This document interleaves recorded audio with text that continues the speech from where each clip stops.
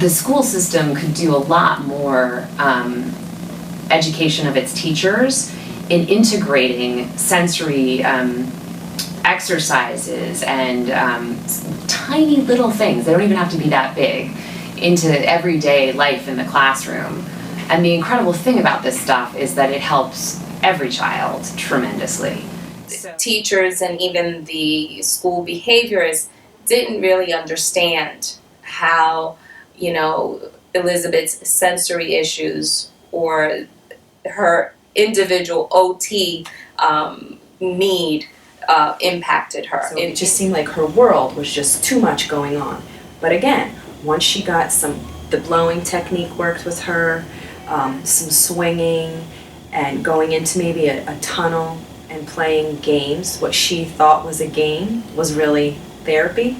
In talking with a lot of the families that come to the clinic, we decided that we would develop a program to try to support the teacher's ability to help these children participate in a typical classroom environment, as well as meet the needs of children who may or may not even be identified that really could benefit from embedding more sensory and movement activities into the classroom. So I've worked with a good many children over the last 10 to 15 years, and I have seen the enormous difference that sensory integration techniques can provide for children in the classroom, as well as improving the performance of an entire classroom when the exercises are integrated for the whole class. My son right now, this past year in first grade, had a teacher who did wiggle breaks,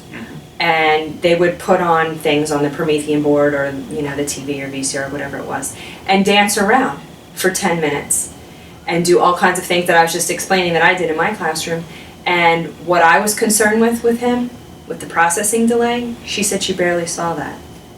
So he actually has been removed from special ed services because of her integrating movement like occupational therapy in her classroom. But that's just her.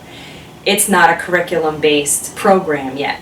So as a teacher, I would find it extremely useful to know things that I can do, and even things to look for that cue me into knowing, this is what's going on, or the child's having trouble, focusing, or the child needs a break, or it's sensory overload, or, how do I create an environment that's more conducive?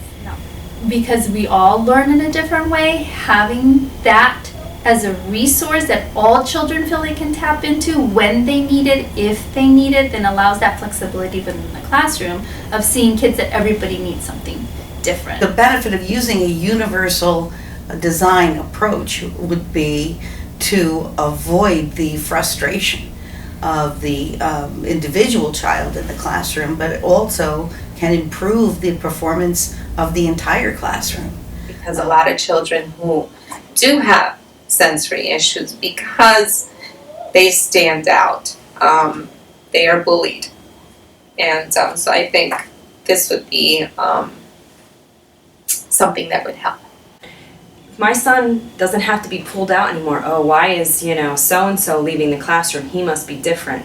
And that is always one of my main concerns, especially for my daughter who has vision concern. If everybody is doing this activity at once, no one realizes they're getting therapy, and it's going to make, I bet, for better test scores. I do think that it's something that could be easily implemented in the classroom. It does not take away from the instruction in the curriculum, and seeing that the work up front is actually going to let you do the teaching and the instruction and get through your curriculum. If your body is in a place where it's strong and you have control over it, the world is kind of your oyster, right?